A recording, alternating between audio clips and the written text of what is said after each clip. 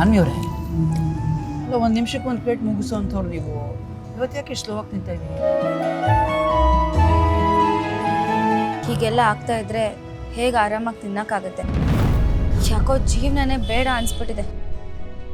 ಯಾರೂ ಸುಖವಾಗಿಲ್ಲ. ಎಲ್ಲರ ಜೀವನದಲ್ಲೂ ಏನಾದರೂ ಒಂದು ಕಷ್ಟ. ಅದಕ್ಕೆ ನೋಡಿದ್ರೆ ಅಷ್ಟು ಬೇಜಾರಲ್ಲಿದ್ದಾರೆ. ಈ ಕಡೆ ವೆಂಕಿ ಅಣ್ಣ ಅವರಮ್ಮ ಇನ್ನೇನು ಸಿಗೋ ಥರ ಇದ್ರು, ಮಿಸ್ ಆಗೋದ್ರು. ಅವನು ನೋಡಿದ್ರೆ ತುಂಬ ಹಿಂಸೆ ಆಗುತ್ತೆ.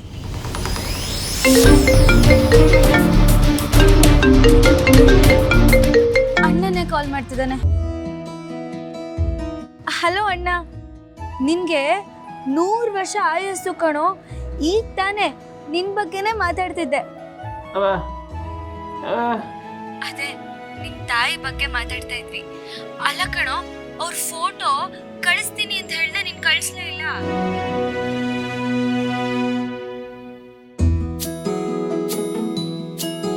ಅದೇ ಜಾನು ಅವರೇ, ಆ ಫೋಟೋ ಅಲ್ಲೇ ಕಳ್ದೋಯ್ತಲ್ಲ, ಅದಕ್ಕೆ ನಾವು ಮತ್ತೆ ಚರ್ಚ್ ಹತ್ರ ಹೋಗಿ ಫಾದರ್ ಹತ್ರ ಇಸ್ಕೊಂಡು ಫೋಟೋ ತೆಗೆದು ನಿಮಗೆ ಕಳಿಸ್ತೀನಿ. ಕರೆಕ್ಟು. ಮೊದಲು ಆ ಕೆಲಸ ಮಾಡಿ. ಅಟ್ಲೀಸ್ಟ್ ಫೋಟೋ ಸಿಕ್ಕಿದ್ರೆ ಜಯಂತ್ ಅವರು ಅವ್ರನ್ನ ಹುಡುಕಕ್ಕೆ ಹೆಲ್ಪ್ ಮಾಡ್ತಾರೆ ಅಲ್ವೇನ್ರಿ? ಖಂಡಿತ ಜಾನ್ವಿಯವರೇ, ನೀವೇನು ಯೋಚನೆ ಮಾಡಬೇಡಿ. ಫೋಟೋ ಕಳಿಸ್ಕೊಡಿ, ನಾವು ಹುಡುಕೋ ಪ್ರಯತ್ನ ಮಾಡ್ತೀವಿ. ಅದು ಜಾನ್ವಿಯವರು ಚಾಟ್ಸ್ ತಿನ್ಬೇಕು ಅಂತ ಆಸೆ ಪಟ್ರು, ಹಾಗಾಗಿ ಹೊರಗೆ ಕರ್ಕೊಂಡ್ಬಂದೆ. ಸರಿ, ಹಂಗಾರೆ ನಾವು ತೊಂದರೆ ಕೊಡೋಕ್ಕಿಲ್ಲ, ನೀವು ತಿನ್ನಿ, ನಾವು ಆಮೇಲೆ ಫೋನ್ ಮಾಡ್ತೀವಿ.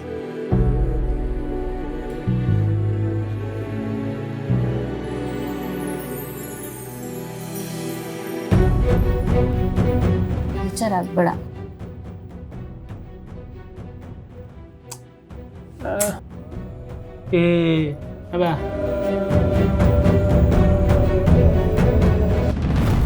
ಏನ್ರಿ ಮುಖ ಇದ್ದಕ್ಕಿದ್ದಾಗೆ ಒಂಥರ ಆಯ್ತು?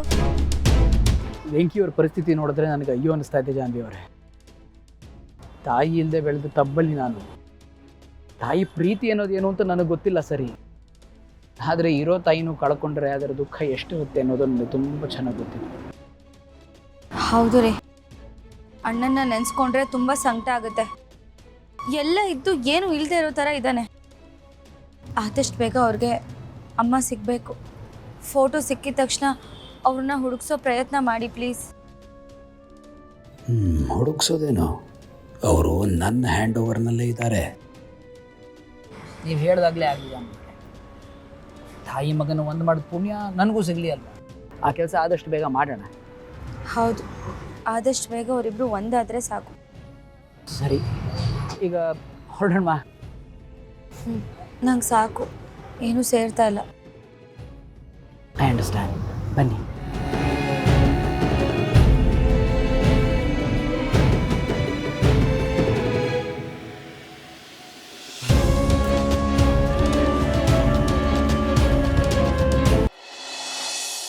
ಓಹೋ, ಅಣ್ಣ ಬರ್ತಾರೆ ಅಂತ ಗೊತ್ತಾದ ತಕ್ಷಣ ಏನು ನಿನ್ನ ಮುಖದಲ್ಲಿ ಕಳೆ ನೋಡಿ ಹೇಗಿದೆ? ನೀನು ಯಾವಾಗಲೂ ಹೀಗೆ ನಗ್ನಗ್ತಾ ಇರ್ಬೇಕು ಲಕ್ಷ್ಮಿ. ನಿನ್ನ ಮುಖ ಒಂದು ಸ್ವಲ್ಪ ಸಪ್ಪಗಾದರೂ ನಾನೇನೋ ಕಳ್ಕೊಂಬಿಟ್ಟಿದ್ದೀನಿ ಅಂತ ಅನ್ನಿಸ್ತಿರುತ್ತೆ. ಇಷ್ಟು ವರ್ಷ ಅಣ್ಣನ ಪ್ರೀತಿಗೋಸ್ಕರ ಹಂಬಲಿಸ್ತಾ ಇದ್ದೆ. ಈಗ ಆ ಪ್ರೀತಿ ಸಿಕ್ಕಿದೆ ಅಂದಮೇಲೆ ಖುಷಿ ಇಲ್ಲದೆ ಇರುತ್ತಾ? ಅದರಲ್ಲೂ ಅವನಿಗೆ ಫೋನ್ ಮಾಡಿ ನಮ್ಮ ಮನೆಗೆ ಬರ್ತೀನಿ ಅನ್ನಲ್ಲ, ತುಂಬ ಖುಷಿ ಆಯಿತು ರೀ. ಒಟ್ಟಿನಲ್ಲಿ ಈ ಮನೆಯಲ್ಲಿ ಅಣ್ಣ ತಂಗಿ ಮಹಾಸಂಗಮ ಆಗ್ತಾ ಇದೆ ನೋಡು. ಏನು ಗಂಡ ಹೆಂಡತಿ ಇಬ್ರು ಭಾಳ ಖುಷಿಯಾಗಿದ್ದೀರಾ. ನಮಗೂ ಹೇಳುವಂಥ ವಿಚಾರ ಆಗಿದ್ರೆ ಹೇಳಿದ್ರೆ ನಾವು ಖುಷಿ ಪಡ್ತೀವಪ್ಪ. ನಾಳೆ ನಿಮ್ಮ ಅತ್ತೆ ನೋಡೋದಕ್ಕೆ ಅವ್ರ ಅಣ್ಣ ಬರ್ತಾ ಇದ್ದಾರಮ್ಮ. ಏನು ನರಸಿಂಹವ ನಮ್ಮನೆಗೆ ಬರ್ತಿದ್ದಾರಾ? ನನಗೆ ನಂಬಕ್ಕೆ ಆಗ್ತಿಲ್ಲ. ನನಗೂ ಅಷ್ಟೇ ವೀಣಾ. ಅವ್ನು ಫೋನ್ ಮಾಡಿ ಬರ್ತೀನಿ ಅಂದಾಗ ಆಶ್ಚರ್ಯ ಆಯಿತು. ಅವನಿಗೆ ನನ್ನ ಹತ್ರ ಸ್ವಲ್ಪ ಮಾತಾಡಬೇಕಂತೆ, ನನ್ನ ಜೊತೆ ಸ್ವಲ್ಪ ಕಾಲ ಕಳಿಬೇಕಂತೆ, ಅದಕ್ಕೆ ಬರ್ತಿದ್ದಾನೆ. ಅತ್ತೆ, ಇಷ್ಟು ವರ್ಷ ಅಣ್ಣನ ಪ್ರೀತಿಯಿಂದ ವಂಚಿತರಾಗಿದ್ದು ನಿಮಗೆ ಈಗ ಮತ್ತೆ ಅಣ್ಣನ ಪ್ರೀತಿ ಸಿಗ್ತಿದೆ. ಅದಕ್ಕೆ ಹೇಳೋದು, ಒಡ ಹುಟ್ಟದವ್ರು ಇರಬೇಕು ಅಂತ.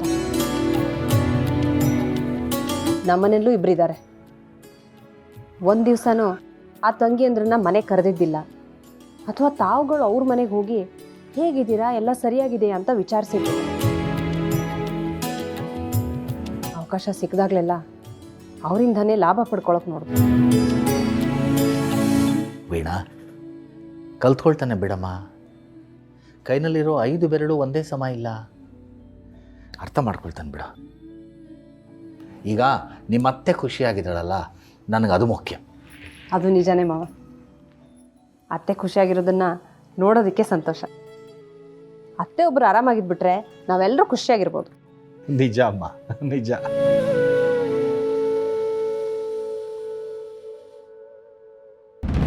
ಚಲ್ವಿ, ವೆಂಕಿ ಅಲ್ಲಮ್ಮ?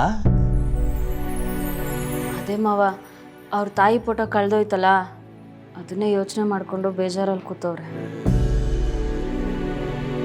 ಮತ್ತೆ ಆ ಫಾದರು ಏನು ಫೋಟೋ ಕಳಿಸ್ತಾರೆ ಮೊಬೈಲ್ಗೆ ಅಂತ ಹೇಳಿದ್ರಿ, ಏನಾಯ್ತು? ಕಳಿಸಿದ್ರು ಅಕ್ಕ. ಮತ್ತೆ ನೋಡೋದ್ಗೆ ಆ ಫೋಟೋನೇ ಕಾಣಲಿಲ್ಲ. ಅದಕ್ಕೆ ಚರ್ಚ್ ಹತ್ರ ಹೋಗಿ ಫೋಟೋ ಇಸ್ಕೊಬರ್ಮ ಅಂದ್ಕೊಂಡಿದ್ದೀವಿ. ಅದನ್ನಾದರೂ ಜೋಪಾನವಾಗಿ ನೋಡ್ಕೋಬೇಕು. ಚೆಲ್ವಿ, ಇಷ್ಟು ವರ್ಷ ವೆಂಕಿ ತಾಯಿ ಬದುಕಿಲ್ಲ ಅಂದ್ಕೊಂಡಿದ್ವಿ. ಈಗ ಬದುಕಿದ್ದಾರೆ ಅಂತ ಕೇಳಿ ತುಂಬ ಖುಷಿ ಆಯಿತು. ಆದರೂ ಎಲ್ಲಿದ್ದಾರೋ ಹೇಗಿದ್ದಾರೋ ನೆನೆಸ್ಕೊಂಡ್ರೆ ಬೇಜಾರಾಗತ್ತಮ್ಮ. ಮತ್ತೆ ಬೇಜಾರು ಮಾಡ್ಕೊಳ್ಳೋ ಅವಶ್ಯಕತೆ ಇಲ್ಲ. ಅವ್ರು ಎಲ್ಲೇ ಇದ್ರೂ ಚೆನ್ನಾಗೇ ಇರ್ತಾರೆ ಅನ್ನೋದೇ ನನ್ನ ನಂಬಿಕೆ. ಯಾಕಂದರೆ ಅಷ್ಟು ಒಳ್ಳೆ ಮಗಂಗೆ ಜನ್ಮ ಕೊಟ್ಟವ್ರಲ್ಲ, ಅದಕ್ಕೆ. ಹೆಂಗೂ ಇಷ್ಟು ದಿನ ಅವ್ರು ಬದುಕಿಲ್ಲ ಅಂದ್ಕೊಂಡಿದ್ವಿ.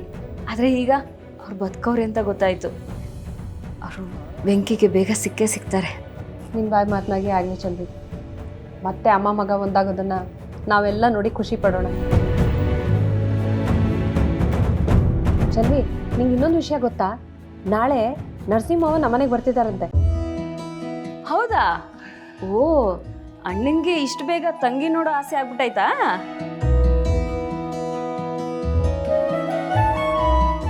ಲೇಟ್ ಆಯಿತು, ಎಲ್ಲರೂ ಊಟ ಮಾಡೋಣ. ಚಲ್ವಿ, ಹೋಗು ವೆಂಕಿನ ಕರ್ಕೊಂಡು ಬಾ.